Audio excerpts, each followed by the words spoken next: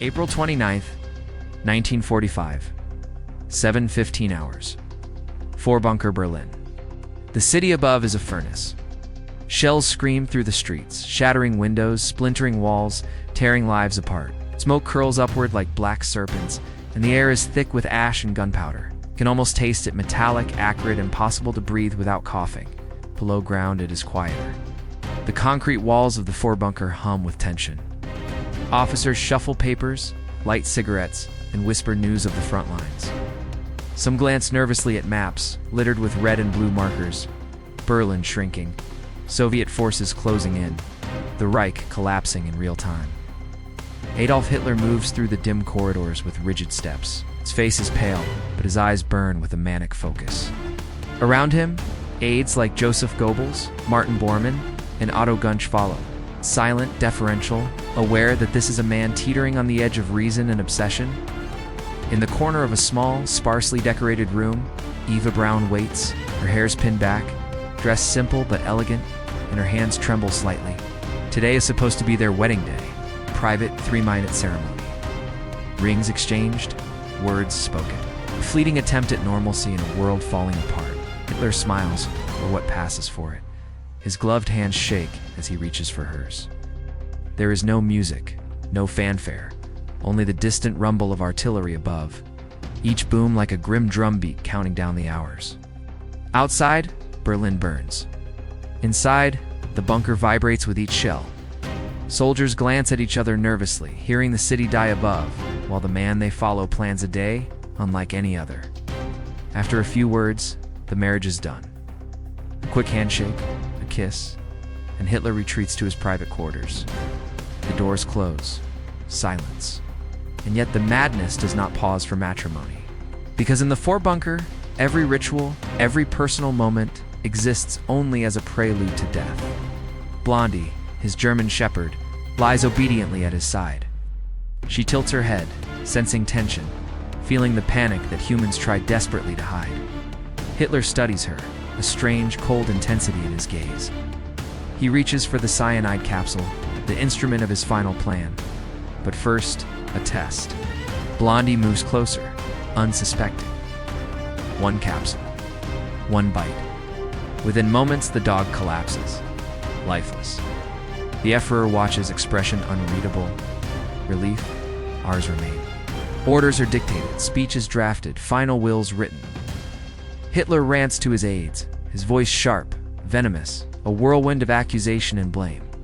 The generals, the Jews, the traitors, everyone must shoulder the guilt. The reality outside, the army crumbling, the city in flames, is ignored. He refuses surrender. He refuses capture. And then, a quiet moment of preparation. Eva is ready. The cyanide is in place. Pistol at the ready. In a few short hours, the drama of the Third Reich will end in a small, concrete tomb beneath a city burning above. But for now, there is only the bunker. Only the echoes of artillery.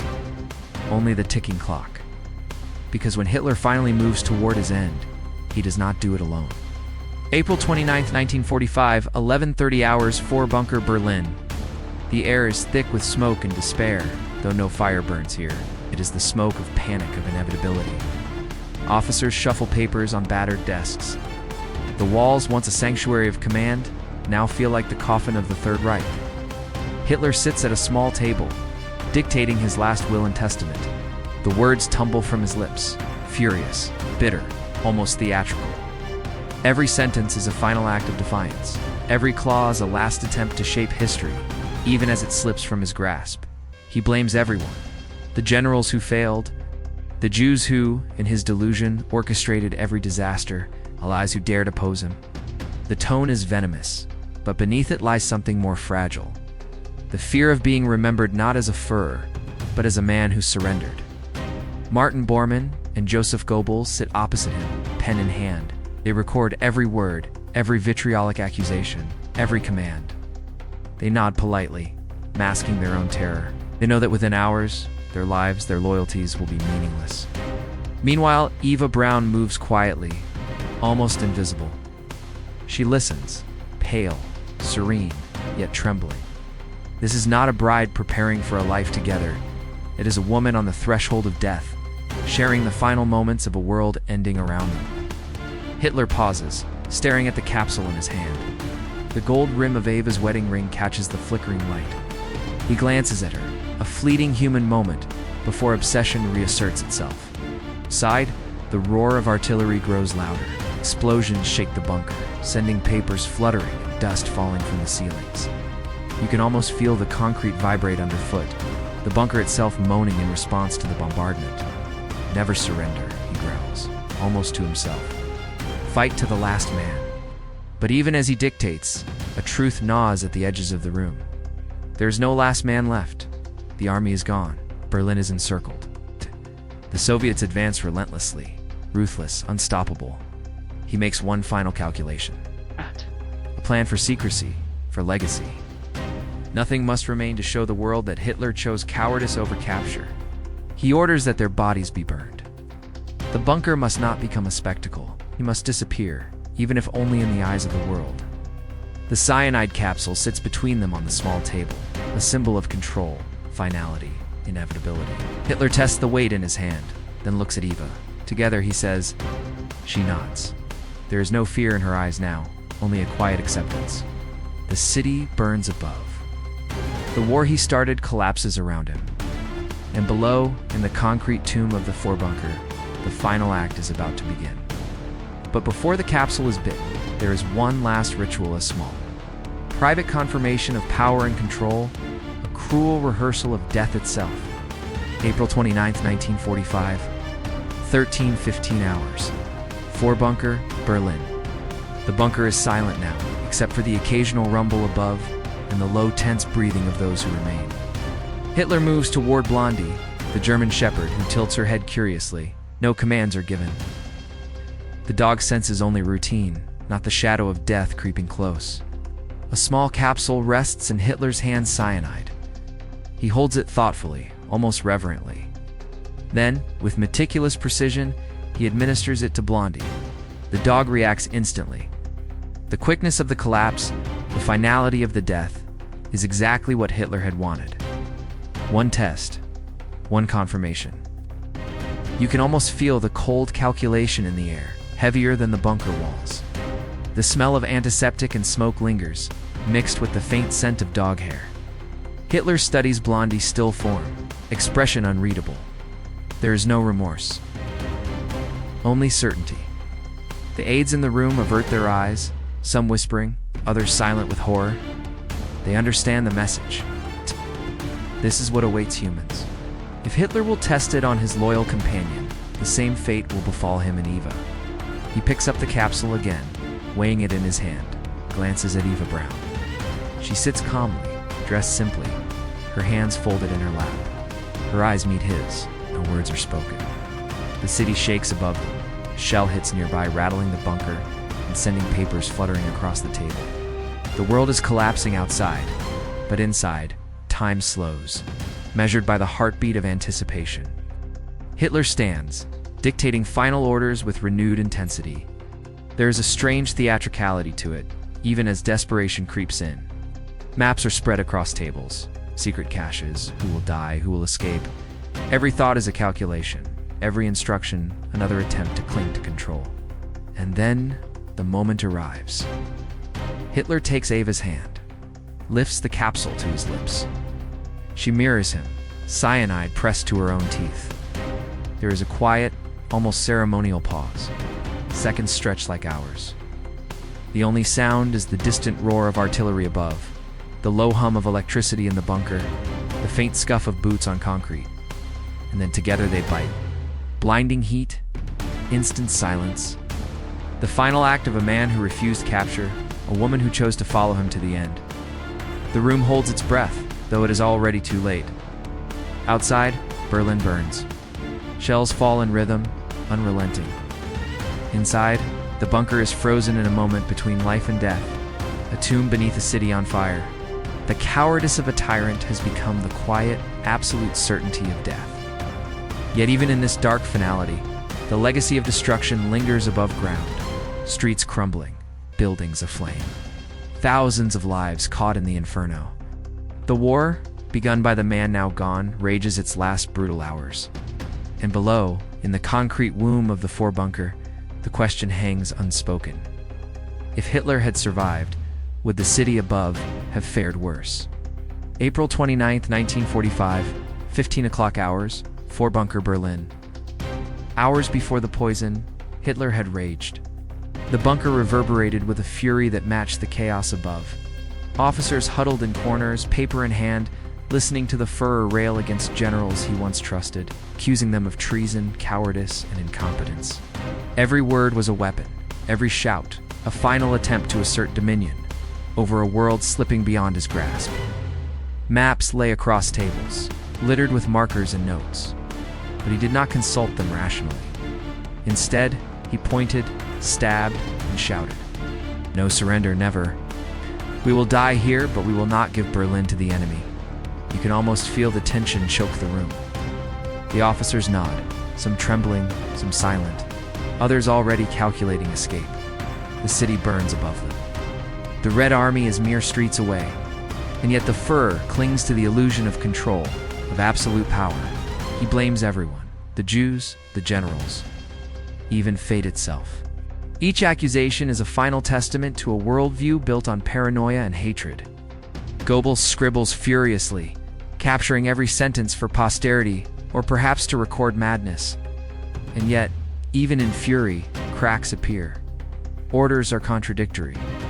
The chaos above, the constant shelling, the knowledge of impending defeat seeps in. His tirade is a performance, but one born of fear. The same man who demanded fight to that with obedience is preparing for an escape of the final kind. Death without capture.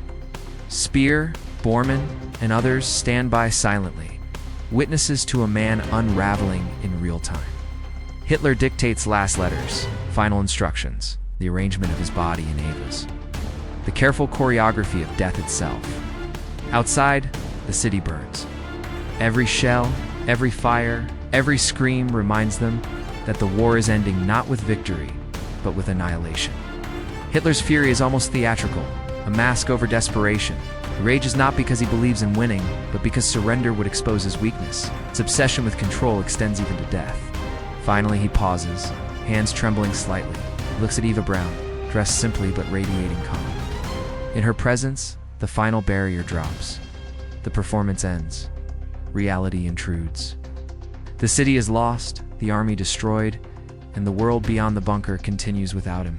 He nods to her, the cyanide capsule in his hand. A private, quiet signal. No more speeches, no more rage. Together, they prepare to step into history not as conquerors, but as ghosts, swallowed by the concrete tomb of the Führerbunker. The city above continues to burn. At the war he ignited rages its final acts. Below, the last acts of the man who refused surrender are about to unfold in silence. April 30th, 1945, 15:30 hours, Führerbunker, Berlin. The streets above are unrecognizable, and smoke curls from every corner, flames devour buildings, and the relentless roar of artillery has become the city's pulse. You can almost feel the heat, the choking air.